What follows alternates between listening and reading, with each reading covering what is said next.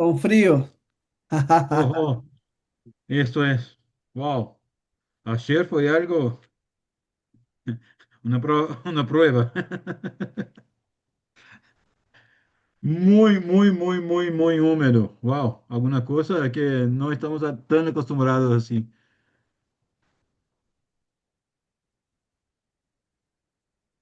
Y Bruno, ¿cómo está ahí en Mercedes? Si acá está frío, imagíname ahí, ¿no? Sí, acá estaba hablando con Mauricio, está frío, sí. Está gélido.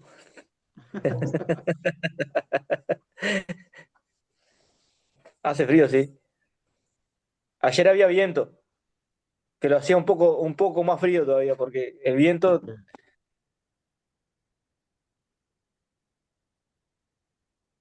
El viento se pone todo un poco más complejo. pero para ahí había anunciado viento, para la zona costera Sí. había anunciado mucho viento. No sé cómo estuvo ahí Ayer Sí, tuvimos acá ráfaga de más o menos 80 hasta 85 kilómetros por hora. Fue Ah, sí, alguna lo que cosa pasa. compleja. sí, en Punta del Este, Bruno, se vio que movió bastante en el puerto y los yates, los barcos que estaban ahí. Montevideo también. Yo anoche fui a buscar Sandra y sobre Propios, la avenida Propios, lleno de famas por todos lados. Sí, estaba anunciado fuerte ráfaga para la zona costera, sí. No, acá en la cosa, allá por Xanatacio, carteles de las tiendas y las cosas así, casi todo se puso abajo. Fue algo, Volaron, fue sí. un día para arreglar las cosas, pero con el tema de frío, pero a lo menos no tenía lluvia, ¿no? Entonces estaba Uy. más tranquilo para arreglar las cosas.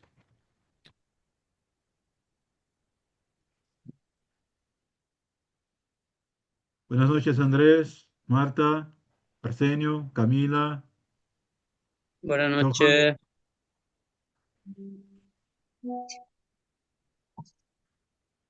Bien, hermanos, entonces, yo creo que Buenas noches, empezamos. profe. Yo voy a estar hablando por el chat. Oh, sí, sí. Vamos, vamos a orar entonces, vamos a pedir a Dios una bendición para que tengamos una buena clase para gloria de nuestro Señor. Yo pido entonces a nuestro hermano presbítero Bruno que nos lleve a Dios una oración. Oramos, hermanos. Para bajar más el volumen. Padre, te damos gracias, Señor, por este tiempo que podemos compartir aquí, Señor, como tus hijos. También, Señor, el privilegio que tenemos, Señor, de aprender, Señor, de tu palabra, de estas materias, Señor, del seminario, Señor. Y Padre, gracias que tú nos guías, Señor, mediante tu Espíritu Santo para conocerte a ti, Señor, sobre todo.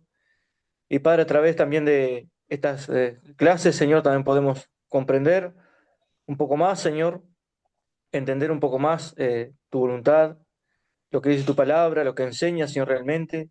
Y te damos gracias, Señor, por la disposición también del profesor, Señor. Te damos las gracias por la vida de Salomón, Señor. Gracias por cuidarla a él.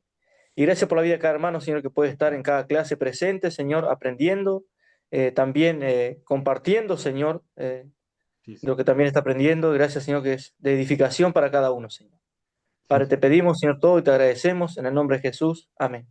Amén, Señor. Amén.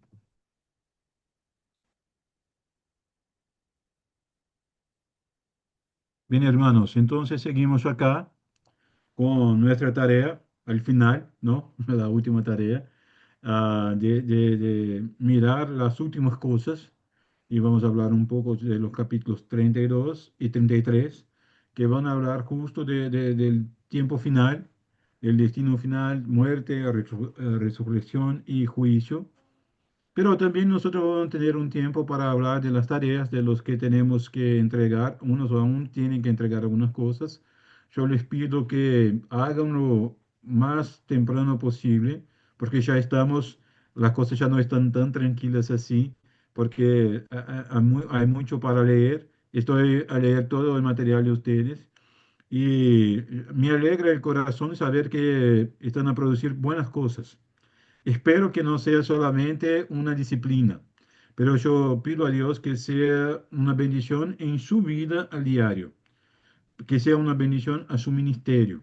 Explico esto de un modo mejor. Tener la confesión de fe como solamente una disciplina es un peligro porque se puede pasar por ella y creer, bien, ya lo sé, estoy bien. Pero la realidad es que esta confesión habla de una verdad que viene como nosotros miramos la Escritura.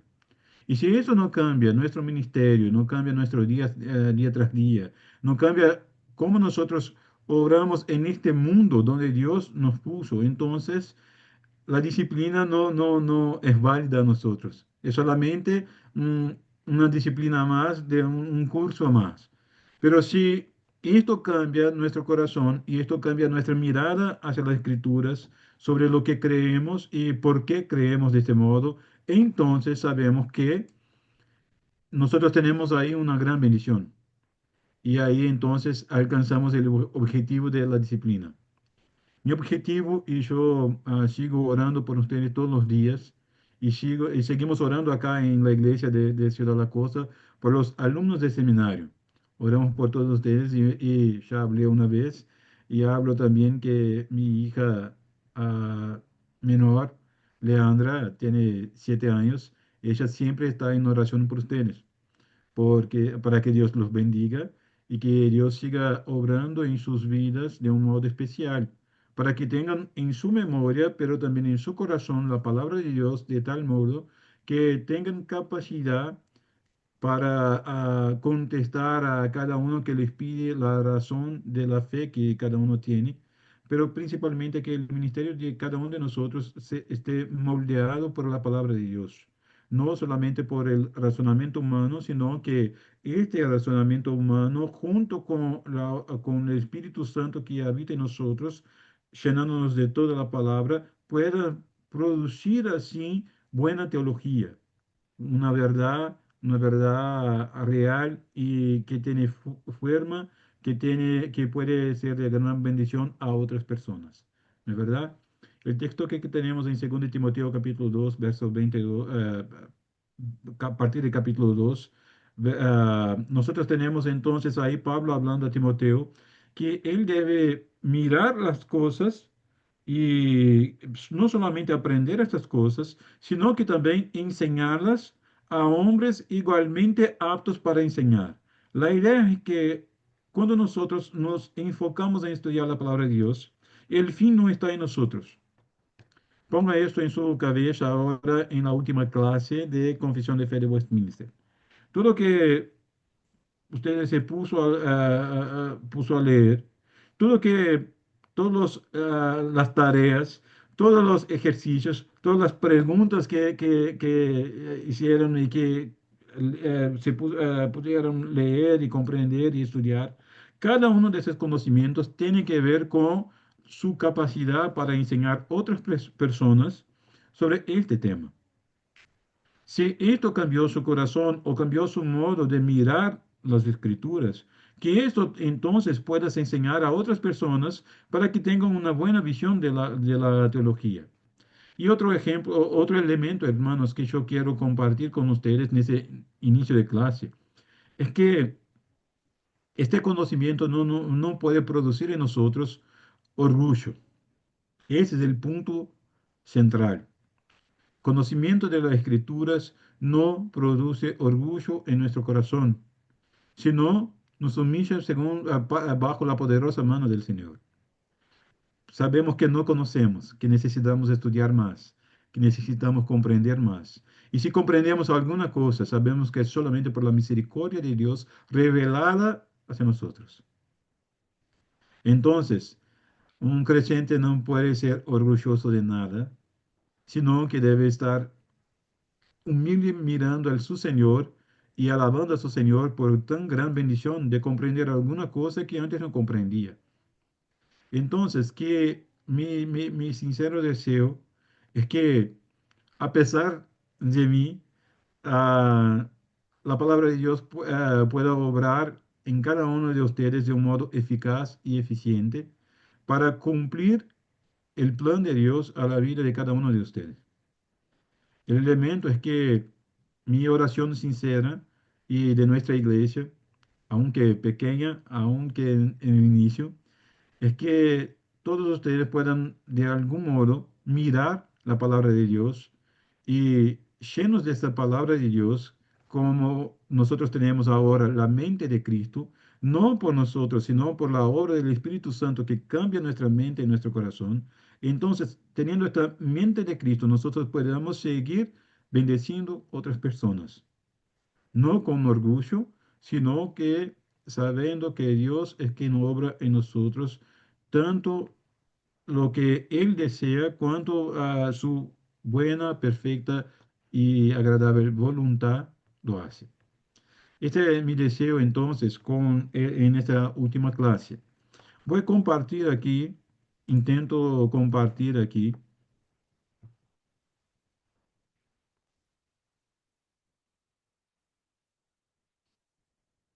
Pregunto si puede mirar, Sí, sí, se ve, profesor. ¿sí? El destino final, muerte, resurrección y juicio, capítulo 33, 32 y 33. ¿Está bien? Entonces, hermanos, ¿qué tenemos acá como la clase final? Pero esto voy a hacer de un modo, estos dos capítulos, pero no será toda la clase. Al final, nosotros vamos a hablar de una aplicación que yo creo que es fundamental y es una aplicación de qué es la teología reformada en nuestra vida práctica. ¿Está bien? Entonces, esto tendremos para clase de hoy.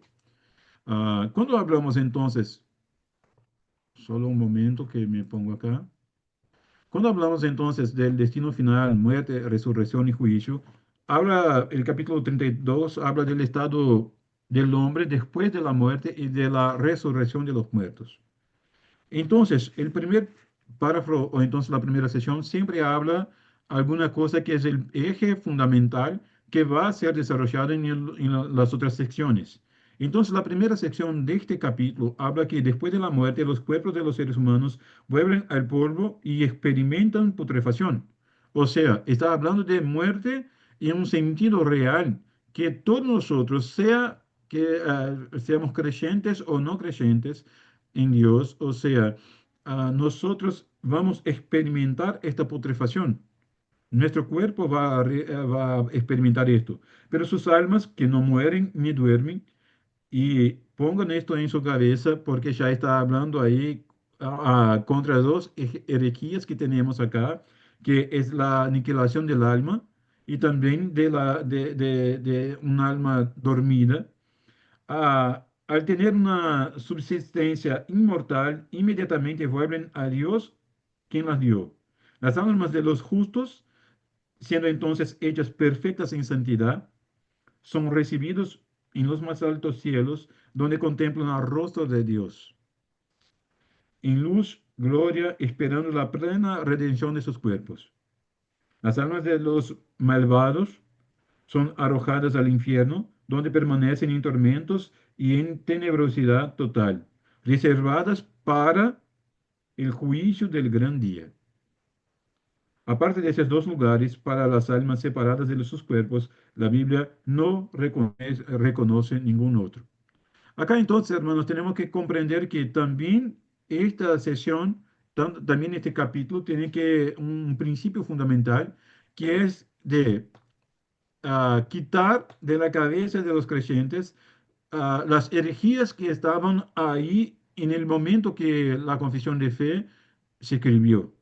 ¿Por qué? Porque había muchos errores que eran comúnmente aceptos en aquellos días, tal cual nosotros también tenemos hoy. A veces nosotros tenemos hoy algunos otros errores, pero en suma tiene básicamente el mismo elemento. Y los puntos centrales acá, que el estado del hombre tras la muerte, que su cuerpo vuelve al polvo y que experimenta putrefacción, pero su alma es un alma inmortal y retorna a Dios. Pero retorna a Dios, unos para bendición, o sea, para estar en la presencia de Dios, aguardando el gran y maravilloso día de nuestro Señor Jesucristo, para que también su cuerpo pueda ser renovado y ser tal cual Dios nos creó para sernos en su presencia con santidad, perfección, pero también el alma de aquellos que son llamados por la confesión de fe de malvados, o sea, aquellos que están bajo solamente la ira santa de Dios y el juicio de Dios, entonces se van al infierno y ahí aguardan en tormento horrible hasta el último día, que es el día de nuestro Señor Jesucristo. Entonces, estos dos elementos son los dos elementos que la palabra de Dios, la Escritura, nos habla sobre el hombre después de la muerte y de la resurrección. ¿Está bien? Seguimos un poco adelante entonces. El destino de las almas. Los justos, cielos más altos, contemplan a Dios y los malvados son arrojados al infierno, tormentos y oscuridad, que Cristo siempre habla y si quieres comprender más o menos qué tenemos ahí, puedes mirar cada uno de los enseñamientos de Cristo cuando está hablando sobre el reino de los cielos.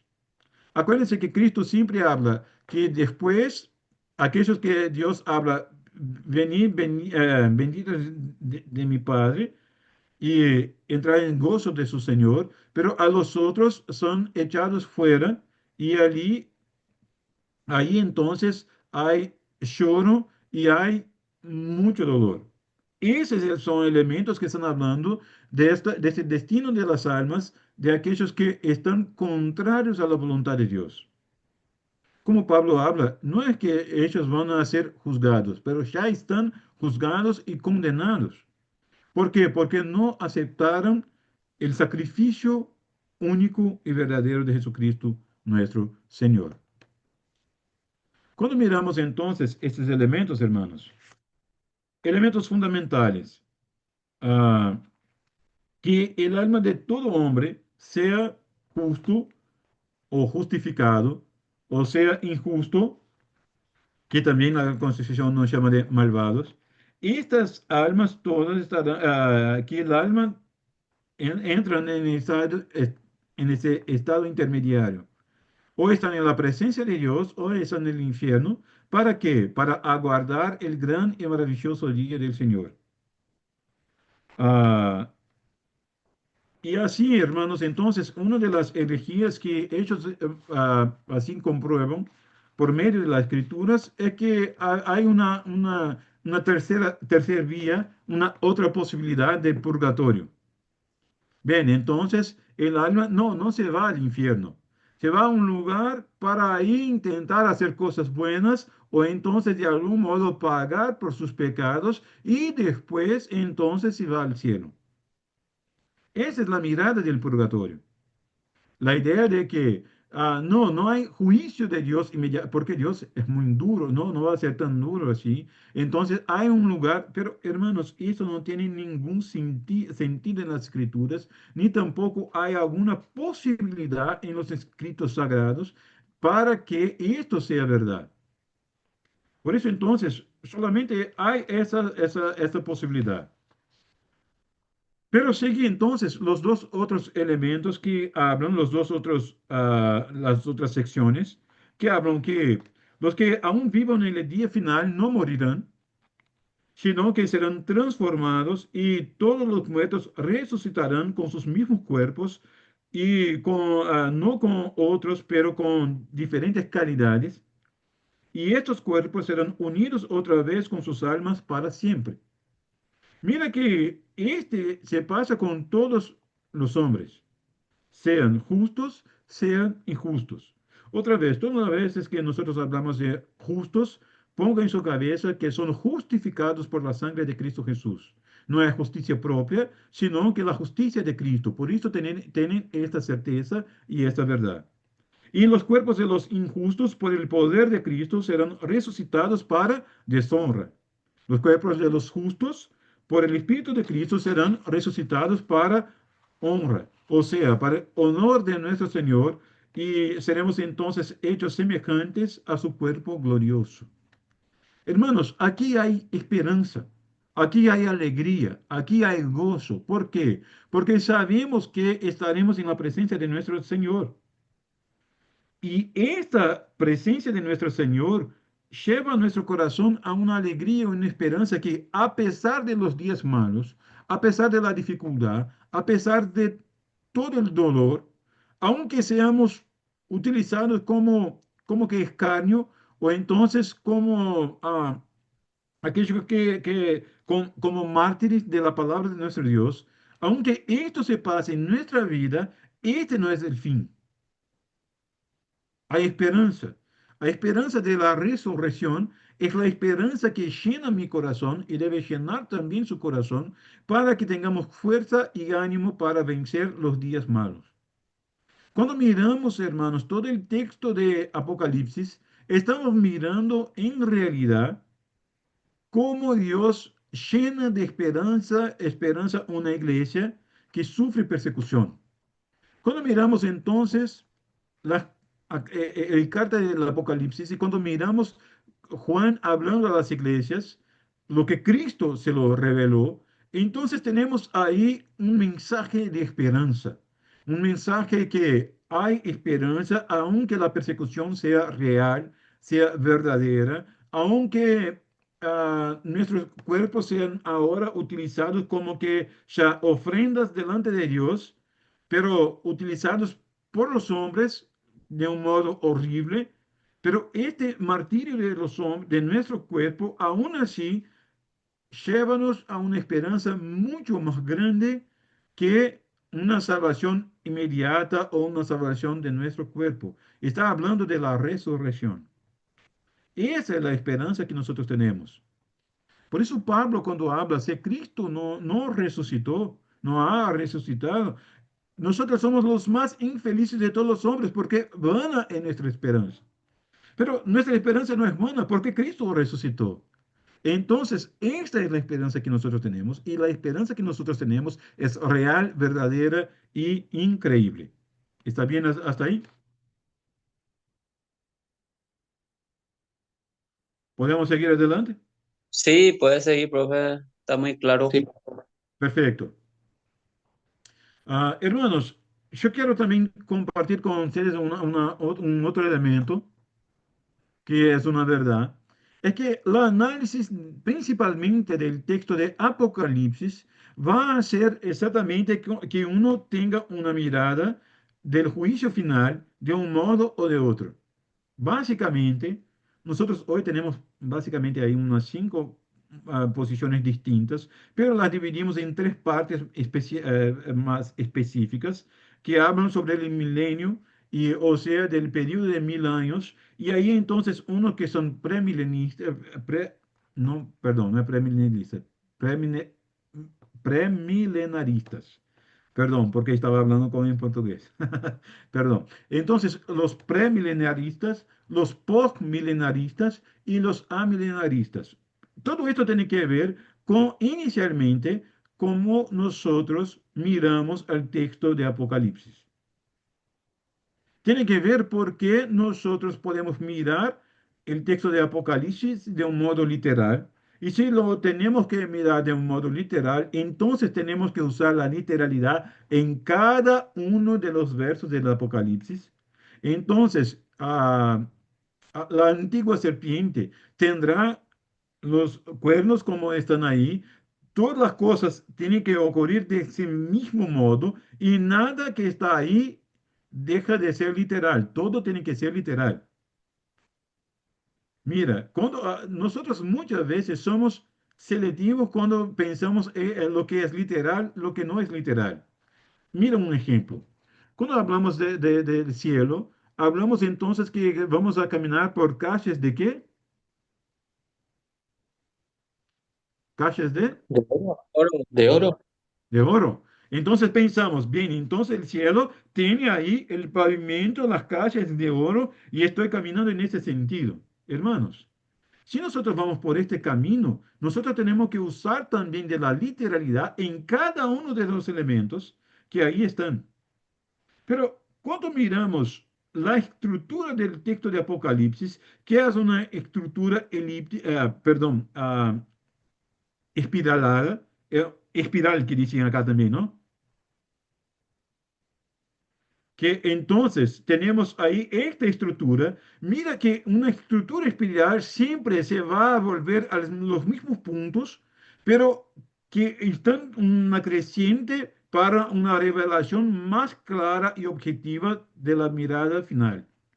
Así que cuando miramos, ejemplo, este texto de Apocalipsis, hablando de las cajas de oro, mira, ¿qué se utilizaría para acá una calle, para el pavimento de una calle? Es alguna cosa que no tiene tanto valor, es alguna cosa que es lo más común. Cuando Cristo habla de que nosotros somos la sal de la tierra, habla que si nosotros perdemos el sabor o nuestra propiedad, entonces nosotros solo servimos para ser lanzado al piso y ser pisoteado por los hombres. Mira que la idea está exactamente ahí. Y que las cosas por las cuales los hombres luchan y se ponen a matar o hasta mismo morir, que es el oro, que el valor que habla y demanda todo que es más precioso para el hombre, en los cielos, ese no tiene valor para nada. Tiene tan poco valor que solamente sirve para pavimentar las calles. Mira que cuando el texto de Apocalipsis está hablando sobre estos elementos, no son solamente elementos literales, sino que nosotros vamos a interpretarlos a la luz de toda la escritura. Cuando se habla que una serpiente tiene sus cuernos, hermanos, nosotros tenemos que pensar qué significa cuerno o entonces esos elementos en la estructura del texto para los cuales Juan escribió esta carta, esta revelación.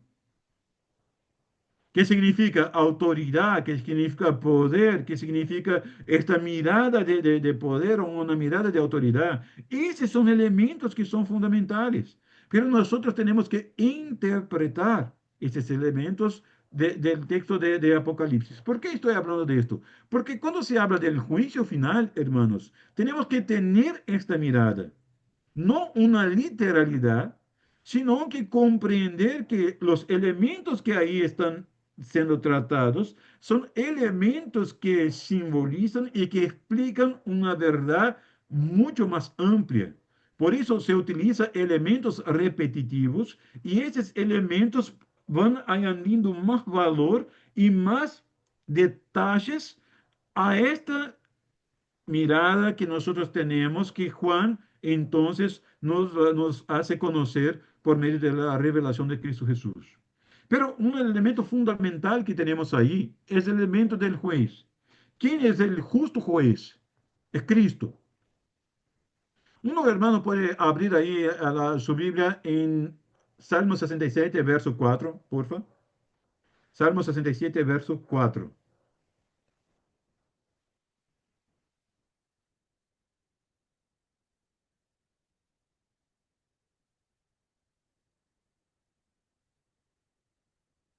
Sí, lo encontró, puede abrir su micrófono y leer a nosotros. Alégrense y gócense las naciones, porque jugarás al pueblo con equidad y pastoreará a las naciones en la tierra. Hermanos, este texto es un texto que está hablando de Cristo, es un texto cristocéntrico. Y Él va a juzgar la tierra con equidad, con justicia. Él es justo juez. Con el poder que el Padre se lo regaló, Él entonces va a juzgar la tierra. Su venida ahora a la tierra no tiene que ver más con salvación, porque Él ya vino para esto, para hacer la propiciación por nuestros pecados. Pero ahora su próxima venida será para juzgar vivos y muertos. Y esta esperanza entonces es la esperanza que tenemos en el juicio final. Y entonces tenemos, este es el juez, y tenemos aquellos que son juzgados. ¿Quién son los que van a ser juzgados? Los ángeles apóstatas, que tenemos ahí justo en diablo, y todos aquellos que apostataron de su posición, que estaban delante del Señor, y cayeron, todos, que llamamos de demonios, van a ser juzgados en este día. Pero también toda la persona, vivos o muertos en aquel día, estarán ahora en la presencia de Dios y de la presencia de Cristo como el justo juez. ¿Y qué son las bases o qué son los elementos por los cuales seremos juzgados delante del juez? Por nuestros pensamientos, palabras y obras.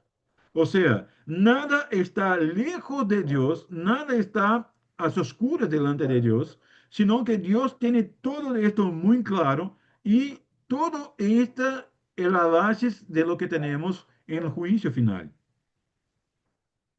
Mira que ha establecido un día, es que nos habla el capítulo 33 de nuestra confesión de fe. Pero este día juzgará el mundo con justicia por medio de Jesucristo, a quien todo poder y juicio es dado por el Padre. En aquel día no solamente los ángeles apóstoles serán juzgados, sino que de igual manera todas las personas que han vivido sobre la tierra presentarán ante el tribunal de Cristo para dar cuenta de sus pensamientos, palabras y obras, y para recibir conforme a lo que hayan hecho mientras estaban en el cuerpo, sea bueno o malo. Entonces, hermanos, cuando nosotros somos justificados, nosotros ya tenemos esa decisión judicial que Dios habla por medio de Cristo, que nosotros somos justos, a pesar de nuestros pecados, a pesar de nuestros errores, a pesar de nuestra rebeldía contra su voluntad, pero en Cristo todo esto fue perdonado porque Él pagó el precio y ahora entonces nosotros estaremos delante del justo juez y la sangre de Cristo que está sobre nosotros, entonces nos lleva a una decisión judicial definitiva, que entrar en el gozo de su Señor. Pero todos aquellos que rechazan a Cristo o que no miran a Cristo de ese modo, entonces esos están todos, absolutamente todos, hermanos, no solamente parte. Todos estarán bajo el juicio de Dios y bajo su decisión final de condenación. ¿Y cuál es el propósito de este juicio? Manifestar la gloria, misericordia en salvación y justicia en condenación. No hay injusticia de la parte de Dios, sino que su gloria va a ser mirada sea en la condenación, sea en la salvación.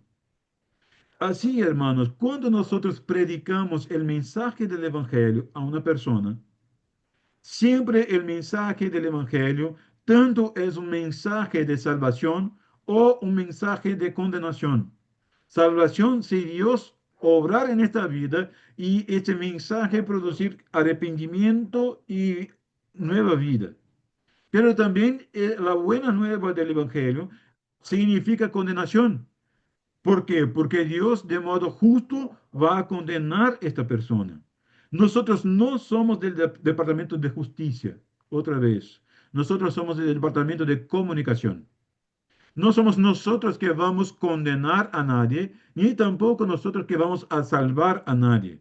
Nosotros vamos a comunicar la verdad del Evangelio. Y comunicando la verdad del Evangelio, entonces, misericordia para salvación, justicia con la condenación. Pero todo obra para que el nombre de Dios sea glorificado. También la justicia de Dios le glorifica. Su misericordia revelada a los suyos también le glorifica. El propósito por lo cual Dios ha establecido este día es para manifestación de la gloria de su misericordia, en eterna salvación de los elegidos y de su justicia en la condenación de los reprobados que son malvados y desobedientes, es lo que habla la sesión 2 del capítulo 33. Así, hermanos, la sesión 3 de este mismo capítulo nos habla que así como Cristo quiso que estuviéramos ciertamente persuadidos que habrá un día de juicio, tanto para disuadir de pecar a todo ser humano, como para el mayor consuelo de los piadosos en tiempos de adversidad. El elemento que nosotros tenemos ahí es que este destino eterno, a los justos viene la vida eterna, el gozo y el refrigerio y la presencia de su Señor. Hermanos, si nosotros no tenemos esta mirada delante de nuestro Señor, nosotros no comprendemos tan gran salvación que Dios nos ha regalado. ¿Sabe por qué, hermanos? Porque cuando miramos nuestra vida hoy, nuestra vida es justo este reflejo de lo que vamos a vivir por toda eternidad. Así que, si nosotros no buscamos esta vida de justicia, si nosotros no comprendemos que fuimos justificados para buenas obras, si nosotros no queremos estar cada día más cerca de nuestro Señor por medio de los medios de gracia que Él nos reveló, su palabra, la oración, la comunión de la iglesia, si nosotros no nos acercamos de Dios de ese modo, ¿qué haremos en la presencia de nuestro Dios por toda eternidad? No tiene sentido ningún. Entonces, el creyente es aquel que comprende cuál es su papel en la eternidad y esto entonces cambia su tarea hoy. No es solamente una esperanza. Bien, después, cuando se pasar, me voy y ahí hago alguna cosa. No, hermanos. Es que esto cambia mi vida hoy. ¿Y por qué cambió mi vida hoy? Entonces tengo esta esperanza. Y esta esperanza, lo que yo ya sé que voy a vivir, pero aún no vivo, ya, aún no. Pero lo que ya tengo, sé que será mi vida de aquí para adelante. Entonces, hoy mismo voy a vivir esta realidad. No voy a vivir esta realidad de una vida eterna solamente después. Yo tengo ya esta perspectiva hoy. El gozo y el refrigerio yo ya experimento hoy, aunque esté pasando por tribulaciones sin fin. Pero yo tengo gozo y refrigerio en mi Señor, porque tengo una mirada en esta esperanza. Y otro elemento, hermanos, presencia del Señor. Cristo no habla solamente que estará con nosotros al futuro. Él le habla que Él está con nosotros todos los días hasta el fin. Y eso es lo que tenemos ahí en Mateo capítulo 28. Porque Cristo está hablando, porque toda autoridad me ha sido dada en los cielos y la tierra. O sea, yo tengo toda autoridad en todo el universo. Y entonces ustedes van, hagan discípulos de todas las naciones, bautizando en nombre del Padre, del Hijo y del Espíritu Santo, enseñándoles a guardar todas las cosas que os tengo ordenado, y es que estoy con ustedes todos los días hasta el fin. Hermanos, esta es la esperanza. Nosotros tenemos una esperanza, pero tenemos una certeza. La esperanza nuestra es una esperanza que en aquel gran y maravilloso día estaremos delante de nuestro Señor, justificados no por nuestras obras, sino por la gracia de Cristo Jesús. Entre tanto, nosotros también estaremos a vivir hoy como que en la presencia de nuestro Señor, porque Él está con nosotros. Aquellos que son rebeldes de la voluntad de Dios, hermanos, van a ser arrojados de la presencia divina para el tormento eterno y la perdición eterna. No hay refrigerio, no hay otra oportunidad, no hay otra posibilidad. Así nosotros miramos los textos de la Sagrada Escritura y comprendemos que esto está hablando justo de esos elementos fundamentales. Pero el día del Señor, el día de juicio, el último día, hermanos, es un día desconocido. Muchos van a hacer predicciones, muchos van a hablar, ahora tiene que tantos y tantos y tantos. Todas las religiones y las falsas religiones intentan hablar qué día será el último día. Y van haciendo un montón de predicciones y de posibilidades. No sé cuántos de ustedes estaban ahí ya de 1999 hasta el año 2000. Ahí entonces imagínate que yo estaba ahí y miraba con tranquilidad ese elemento, pero mi corazón se ponía muy nervioso porque miraba un montón de cosas hablando que ya, en portugués hablaba que a 1000 pasaría, pero de 2000 no llegaría. Entonces, el último año, 1999, las cosas estaban mal ya. Y yo pensaba, wow, entonces es ahora, ¿qué va a pasar? Y después entonces vino un tema de las computadoras. No sé si estaban ahí, ya tenían alguna cosa, pero ahí en las computadoras estaban todas con un tema, que para su banco de datos, entonces sus datos estaban todos solamente de 0 hasta 99. Pero entonces había el bug de milenio. O sea, de algún modo iba a causar algún elemento y muchos creyentes de esta época empezaron a hablar, ahí está, el fin del mundo está ahí, entonces todas las máquinas van a se revelar y todas las cosas van y tal. Esto se pasó. Pero hermanos, esto se pasa continuamente desde que Cristo fue asunto al cielo. Muchos hablaban en aquel tiempo, aquellos días de los apóstoles, que Jesús estaba, que venía, y uno hablaba, mira, está ahí, las señales están ahí. Mira, ahora con este nuevo pueblo, entonces se viene el fin. Hermanos, el día es desconocido. Y Cristo habla esto, que solamente el Padre, para su gloria, es que lo conoce. El propio Cristo habla, esto no tiene que ver con mi tarea en la Trinidad, es solamente para gloria del Padre, conforme la voluntad del Padre. Él entonces está, que tiene este día y es solamente Él. Si Dios no nos reveló, es porque nosotros no tenemos que saber. Propósito de esto. Disuadir del pecado. Porque, imagínate esto.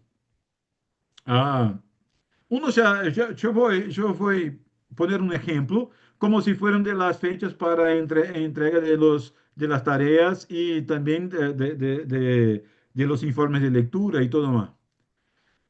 Desde inicios nosotros tenemos una fecha límite para entregarlo. Pero nosotros, cuando sabemos que hay esta fecha, entonces nosotros vamos a veces postergando y haciendo las cosas. Unos ya hicieron desde el inicio, otros están haciendo ahora en el último momento. Pero ahí, cuando hay una fecha final, entonces ahí nos empezamos a hacer las cosas y con más ganas para terminar, para entregar. Mira que este es solamente un elemento que puede ejemplificar lo que se pasaría en nuestra cabeza si nosotros también, si nosotros también tuviéramos una fecha para la venida de Cristo. No voy a tratar este tema de santidad ahora. No, es difícil. No quiero involucrarme con esto ahora, pero espero después y cuando llegar más cercano, ahí sí estaré. Cristo habla sobre esto en algunas parábolas. Incluso cuando Cristo está hablando, loco, te pedirán su alma. ¿Qué tienes preparado? Ese es el elemento. El propósito del día de ser desconocido es que para gloria de Dios, para disuadir del pecado, pero también para consuelo en la diversidad. Hermanos, nosotros no sabemos cuánto tiempo vamos a sufrir. Imagínate esto. Si tienes una dificultad y estás enfermo y sabes que va a quedarse enfermo por más o menos 12 o 15 años. Imagínate esto. Y la enfermedad va a se agravando todos los días. Hermanos, hay desespero ahí, hay dificultad ahí. ¿Por qué? Porque nuestra mente está siempre pensando, aún me resta más 11 años de dolor y sufrimiento. Pero como nosotros no sabemos el día de nuestro Señor, como no sabemos, no conocemos ni tampoco nuestro día, entonces hay consuelo, hay esperanza.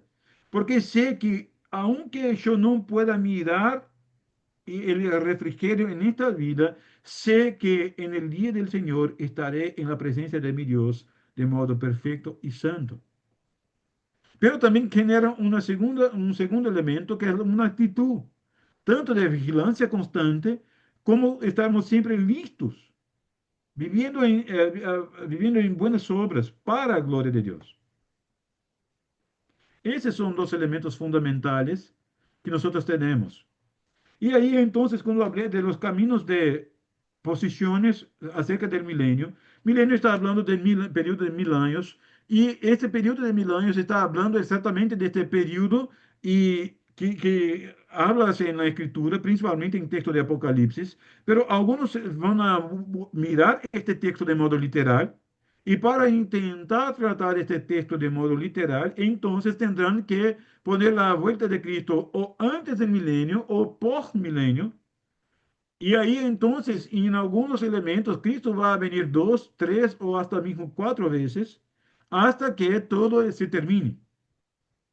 ¿Por qué? Porque cuando están a mirar una mirada literal del texto, entonces Cristo viene y viene varias veces porque en el próximo capítulo habla que pero después tendrá ese tiempo y entonces vendrá Cristo y ahí entonces empieza bien, entonces debe venir otra vez, viene otra vez. Entonces, principalmente, de modo muy general, tenemos estas tres posiciones distintas que habla de los milenaristas, de los postmilenaristas y de los amilenaristas.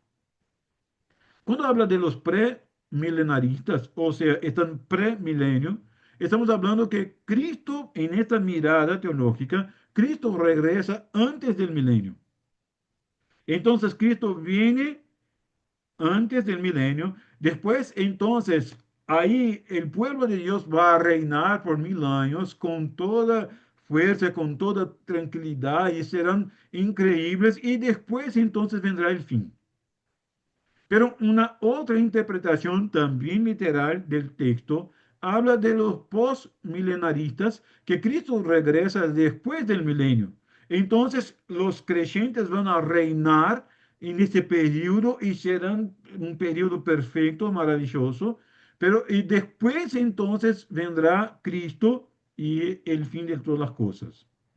Y la posición amilenarista está hablando no que se nega el milenio, pero es un periodo, sin este periodo de triunfo extendido. O sea, nosotros ya estamos a vivir en los últimos días. No habrá ese tiempo de regocijo en la presencia de nuestro Señor y estaremos reinando acá en la tierra antes que venga o después que vino nuestro Señor. Cuando viene Cristo, nosotros tenemos nuestro cuerpo glorificado en su presencia para su gloria. Y no habrá otra realidad sino que nuevos cielos y nueva tierra.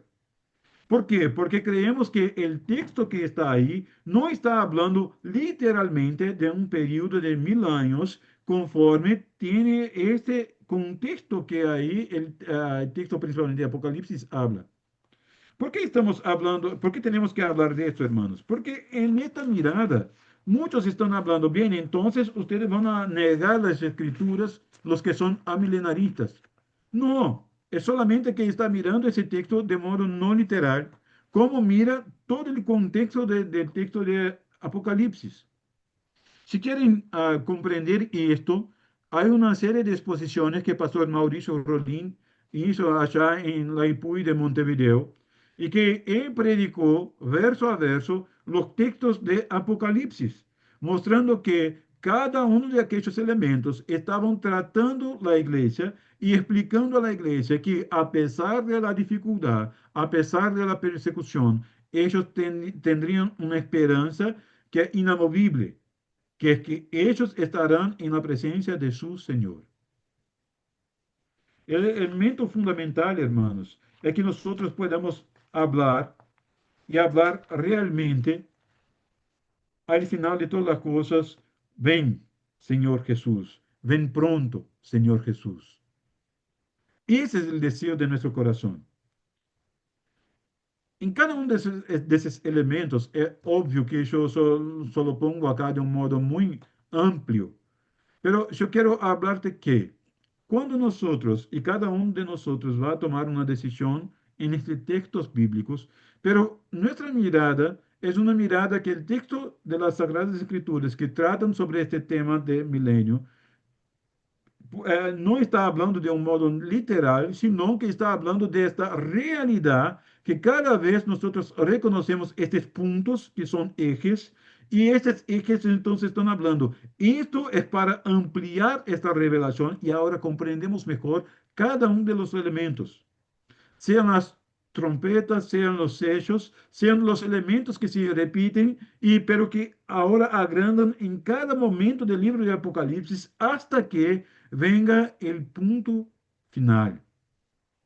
Hermanos, nosotros aguardamos nuestro Señor y Salvador. Nosotros aguardamos Cristo. ¿Y por qué aguardamos Cristo, hermanos? Nosotros tenemos esperanza. Y nuestra esperanza no puede confundirse, no puede cambiar. Y nuestra esperanza está en Él. Así que, conforme los reformadores lo hicieron, nosotros tenemos una tarea. Nuestra tarea, hermanos, es no volver nuestros ojos hacia el presente momento como si fuera el final. Nosotros tenemos que buscar la gloria de Dios y tenemos que buscar la verdad de Dios y la esperanza que hay solamente en Dios. Pero nuestra esperanza está fundamentada en las Escrituras, que cuando cerramos nuestros ojos acá, estaremos en la presencia de nuestro Señor y Salvador Jesucristo. Pero el alma está aguardando la resurrección de los cuerpos en aquel gran y maravilloso día de nuestro Señor, que va a juzgar vivos y muertos, pero que estaremos en su presencia, no por nuestros méritos, sino por la gracia revelada hacia nosotros. Así, hermanos, nosotros fuimos llamados a predicar esta verdad y predicar este evangelio, el evangelio de salvación. No nos fue confiado el poder de salvar a alguien, ni tampoco de echar a nadie al infierno. Nuestra tarea es comunicar la gracia de Dios revelada en Cristo Jesús. Nosotros no vamos otra vez a hacer lo que no es de nuestra tarea. Nuestra tarea es comunicación completa del mensaje del Evangelio. ¿Y cómo nosotros comunicamos este Evangelio? Ahí entramos en otros dos capítulos de la confesión de fe, que tiene que ver tanto con el magistrado civil, que tiene también que ver con nuestra conciencia. Y ahí entonces, ahí viene la parte final de nuestra clase. Hermanos, vivir este evangelio, vivir por medio de las escrituras, no es solamente conocimiento. Ponga eso en su cabeza. No tiene que ver con conocimiento solamente. Nosotros conocemos para cambiar toda nuestra vida. Este conocimiento, si no cambia mi vida, si no cambia mi modo de pensar, no cambia mis hechos, no cambia mi relacionamiento, no cambia mi relacionamiento conmigo mismo, entonces mi relacionamiento con mis hermanos o mi relacionamiento con el mundo, este conocimiento es inútil, completamente inútil. ¿Por qué? Porque yo solo tengo este conocimiento, pero él no generó cambio en mi vida. Mi deseo sincero a la vida de cada uno de ustedes y el ministerio de cada uno de ustedes es que la verdad del Evangelio, de la comprensión de las Escrituras, de los estudios que están haciendo y siguen haciendo todos los días, sea para cambiar su corazón y su mente, pero cambiar su práctica todos los días. Cuando tenemos este cambio, hermanos, esto significa que cualquier tarea que nosotros podamos desarrollar en nuestro día debe ser para gloria de Dios. Pero, ¿cómo voy a glorificar a Dios limpiando mi casa? ¿Alguien puede me ayudar? ¿Cómo quitar la basura que está ahí, que mi señora ya habló, que yo debería llevar afuera y yo no la llevé aún? ¿Cómo puedo hacer esto glorificar a Dios? Es solamente buscar la bolsa de basura y gritar gloria a Dios y eso estoy glorificando a Dios. Sería de ese modo. ¿Cómo podemos glorificar a Dios en nuestra vida todos los días? Es la pregunta que Por la ustedes y yo tenemos que disposición del hablar. corazón, profesor. Perdón, ¿puede hablar, Andrés? La disposición de nuestro corazón para hacer las cosas. Sí, la disposición de nuestro corazón. y también el modo por el cual, cómo nosotros hacemos, ¿no es verdad? Porque si nosotros, hermanos, Con gozo. exactamente, Arsenio, con gozo, con alegría, pero vamos ahí, algunos elementos de nuestro día a día no tienen nada que ver con alegría. Algunas tareas son aburridas, otras a nosotros no nos gusta, pero hermanos, tenemos que pensar que en cada uno de esos elementos estamos haciendo para la gloria de Dios. Esto es el pensamiento reformado. Mucho más que solamente pensar en una soteriología, o sea, la doctrina de la salvación reformada. Esta es parte de la tarea, pero nuestra tarea es mucho más amplia. La pregunta es, si yo no estoy dispuesto a glorificar a Dios en estas pequeñas cosas, ¿por qué solamente parte de mi mente se vuelve para adorar a Dios? Pero el resto de mi mente, las otras esferas de mi vida, están todas bajo el dominio mío mismo, como si yo fuera señor de esas otras esferas y Dios solamente es señor de la esfera que habla de lo espiritual. Amados, nosotros no somos solamente seres espirituales. Nosotros fuimos creados a la imagen y semejanza de Dios. Tenemos este espíritu, pero también tenemos un cuerpo y este cuerpo está en un local físico y hace cosas físicamente y esas cosas que hacemos son para gloria de Dios. Hermanos, para gloria de Dios es compartir el alimento que tenemos. Para gloria de Dios es obrar en favor de otras personas, aunque esas personas no sean creyentes. ¿Sabes qué? En cada una de sus tareas, en cada una de sus tareas, Dios te pide que sea para su gloria. Yo miré aquí algunos trabajos de los alumnos y eso me llenó el corazón de alegría. ¿Sabe por qué? Porque yo miré muchos alumnos hablando, pastor, ah, yo estoy dispuesto a buscar conocer de modo más profundo la voluntad de Dios en mi vida y ministerio. Y pido a Dios que estos conocimientos puedan mejorar, cambiar mi ministerio. Y esto se pasó y a mí me fue de gran alegría. Pero hermano, yo te explico algo. O nosotros estamos dispuestos a cambiar todas las cosas de nuestra vida para una mirada más amplia, una cosmovisión reformada realmente, una cosmovisión bíblica, y ponga ahí ese elemento. Cuando se habla de esa cosmovisión reformada, estamos hablando de una cosmovisión bíblica. O sea, volviendo a las escrituras para saber cómo podemos hacer las cosas, cómo debemos hacer las cosas. O esto ahora es la realidad, o entonces toda esta disciplina fue solamente un acúmulo de conocimiento que no tiene que ver con nuestra práctica. Nuestro trabajo, cualquier trabajo que sea, es un modo por el cual Dios será conocido por este mundo. Son máscaras de Dios. Nuestro trabajo es el modo por el cual Dios va a conocer. Puede ser arreglar una pared, puede ser derribar una pared, pero yo lo hago para gloria de Dios. Puede ser limpiar mi casa, hacer una torta. En la lluvia de ayer puede ser hacer tortas fritas y que sea para gloria de Dios. Preparar un sermón o entonces ayudar un matrimonio que está en crisis. Tengo que hacer no como tarea, pero para gloria de Dios. Enseñar mis nenas todos los días.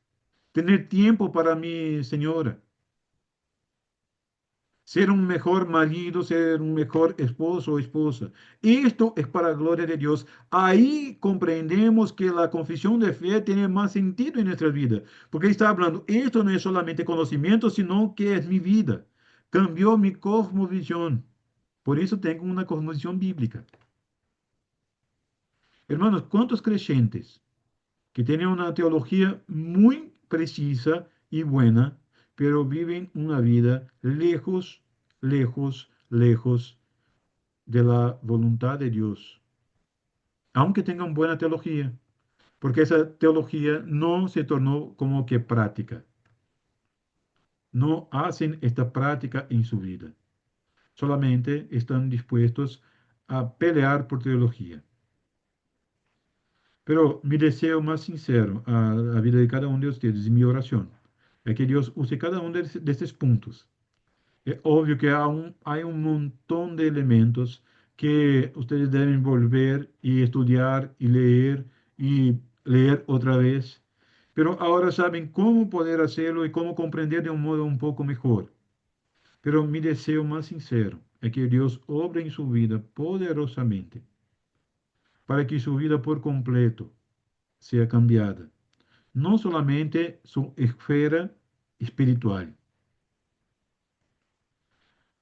Mañana, pasado mañana y hasta el día de Cristo, que seamos mejores constructores, mejores padres, esposos, esposas, mejores hijos, mejores compañeros de trabajo, mejores patrones. ¿Para qué? Para que el nombre de Dios sea glorificado en nuestra vida. Mi deseo más sincero en el corazón es este. Por eso yo acepté este reto, este desafío de Mauricio de ministrar esta clase. Para que el nombre de Cristo sea glorificado por sus vidas, por nuestras vidas, en todo cuanto hacemos. Amén. ¿Podemos orar? Dios amado, gracias por su misericordia, gracias por su palabra, gracias por su enseñanza a nosotros, Señor. Y ahora yo te pido por cada uno de nuestros alumnos, de mis hermanos, compañeros de la misión, hermanos que están listos para servir al Señor, actuar en lugares tan distintos. Yo pido al Señor que pueda bendecir a mis hermanos de un modo muy especial. Que todo el conocimiento, que todos los elementos que ellos aprendieron acá sean útiles en su vida, en su ministerio, pero que pueda cambiar también las otras esferas de actuación en la vida de cada uno de nosotros.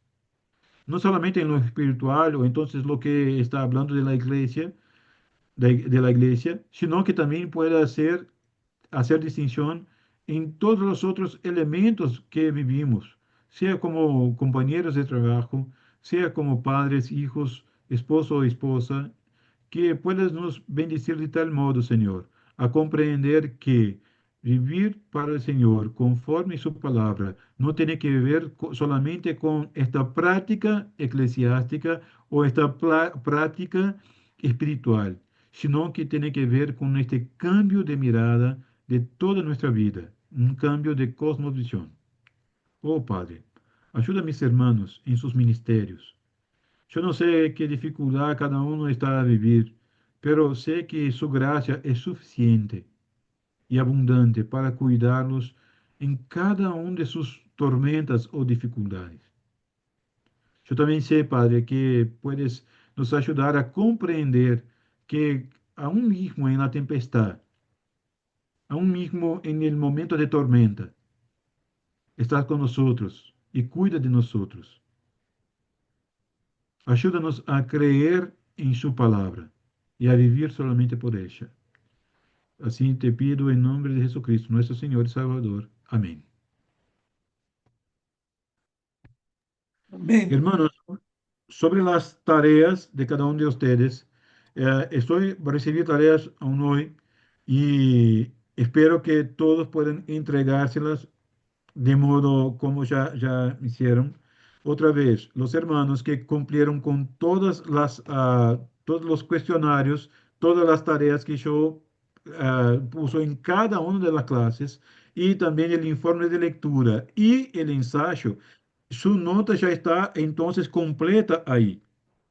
Pero habrá evaluación solamente para aquellos que no o no entregaron estos elementos o entonces que no tuvieron ah, el valor suficiente para llegar para pasar ahí. Entonces, la evaluación no será para todos en este sentido, solamente para aquellos que no entregaron sus tareas y que pueden, necesitan entonces de ese valor para seguir adelante.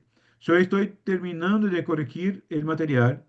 De algunos que ya entregaron a más tiempo, yo ya lo hice y ya voy a entregar también algunos elementos y algunos informes ahí.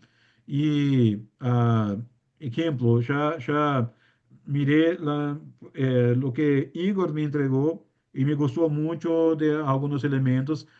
Evangelina también me entregó y hoy entregó, yo creo que la última parte que era el ensayo, ¿no fue, no es verdad? Fue, yo creo que el último que no había visto, pero también yo creo que Andrés y Marta se me lo entregaron casi todo o todo. Estoy corrigiendo todos los elementos, entonces me pongo a leer todos los informes, me pongo a leer los elementos, pero sí cumplieron con las tareas a su tiempo y se hicieron también el informe de lectura y el ensayo. Y esto entonces es el punto central, el eje de lo que tienen ahí. ¿Está bien? Pero aquellos que no entregaron todavía, tienen que entregarse todo esta semana porque yo tengo que corregir todo y entregar para Mauricio, para que no pierdan esta disciplina. ¿Está bien, hermanos? Y esto los pongo para que puedan trabajar y mi deseo más sincero es que sea de bendición a su vida. ¿Está bien? ¿Alguna pregunta?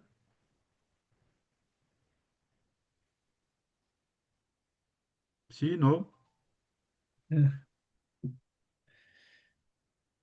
Mauricio.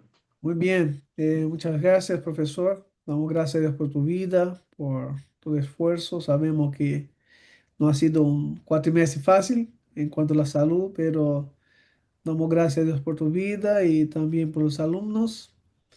Y un curso más, hermanos, completado. Así que esfuércense por entregar los deberes. También cualquier dificultad, hablan primeramente con el profesor, luego pueden hablar conmigo también. ¿Estamos? Bueno, profesor, muchísimas gracias. Que el Señor los bendiga, hermanos. Nos vemos en la Amén, próxima amén. clase. Chao, chao. Hermanos, un gusto Gracias, conocerlos. pastor. Dios mediante estaremos juntos en alguna oportunidad. Que Dios los bendiga. Amén. Bendiciones. Muchas Bendiciones. Bendiciones, gracias. pastor. Bendiciones.